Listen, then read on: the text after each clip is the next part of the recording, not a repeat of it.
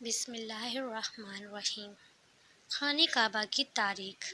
حضرت آدم علیہ السلام بحیثیت سے زمین پر تشریف لائے تو بارگاہ الہی میں عرض کیا کہ خدایا یہاں نہ تو ملائکہ کی تسبیح و تکبیر سن سکتا ہوں اور نہ کوئی عبادت گاہ دیکھتا ہوں جیسا کہ آسمان میں بیت المعمور دیکھتا تھا جس کے ارد گرد ملائکہ طواف کرتے تھے۔ جواب الہی آیا کہ جاؤ جہاں ہم نشان بتائیں وہاں کعبہ بنا کر اس کے ارد گرد طواف بھی کر لو اور اس کی طرف نماز بھی ادا کرو۔ حضرت جبرائیل علیہ السلام ان کی رہبری کے لیے ان کے ساتھ چل پڑے اور انہیں وہاں لائے جہاں سے زمین بنی تھی، یعنی جس جگہ پر جھاگ پیدا ہوا تھا، اور پھر وہی جھاگ پھیل کر پوری زمین بنی۔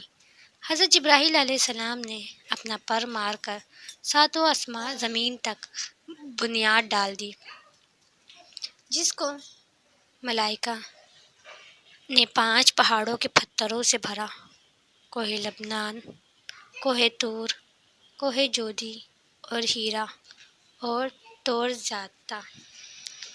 جیتا۔ بنیاد بھر کے نشان کے لیے چاروں طرف کی دیواریں اٹھا دیں۔ اس طرف آدم علیہ السلام نماز پڑھتے رہے اور اس کا طواف بھی کرتے رہے۔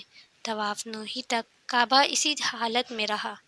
اس وقت وہ عمارت تو آسمان پر اٹھا لی گئی اور یہ کعبہ کی جگہ اونچے ٹیلے کی طرح رہ گئی، مگر لوگ پھر بھی برکت کے لیے یہاں آتے تھے اور آ کر دعائیں مانگتے تھے۔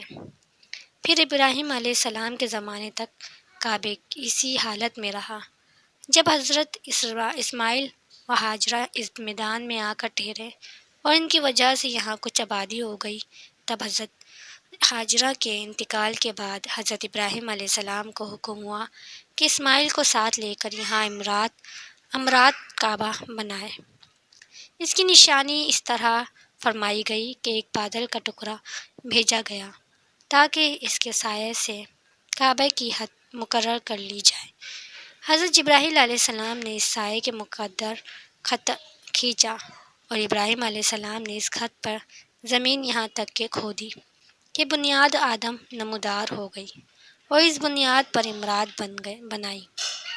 اس کی بلندی 9 ہاتھ اور رکن سواد سے رکن شمی تک کی دیواریں 33 ہاتھ اور رکن شمی سے رکن غربی تک کی دیوار 22 ہاتھ اور رکن غربی سے رکن یمانی تک 31 ہاتھ، رکن یمینی سے پھر رکن اسود تک 20 ہاتھ۔ لہٰذا اس وقت یہ کعبہ مستطیل کی شکل تھا۔ حضرت ابراہیم علیہ السلام نے خانہ کعبہ کے اندر ایک تگار سا بنایا تھا جو مثال خزانے کے تھا کہ کعبہ کے لیے جو کچھ نظر تحفے میں آئے اس میں رکھے جائیں گے۔ اس کے دروازے 2 تھے، ایک داخل ہونے کا، دوسرا نکلنے کا، اور کعبہ بنانے والے خلیل تھے اور ان کو گار اور پتھر اٹھا کر دینے والے اسماعیل علیہ السلام، اور اس عمارت میں 3 پتھروں کے پتھر لگائے گئے۔ ابراہیم علیہ السلام سے پہلے کسی نے یہاں عمارت نہ بنائی تھی، مگر آپ کے بعد کئی دفعہ اس کی تعمیر و مرمت ہوئی اور اس میں حالت کی وجہ سے کچھ تبدیلیاں بھی ہوئیں۔ مثلاً اس کی اونچائی دگنی کر دی گئی، دروازہ 2 کی بجائے 1،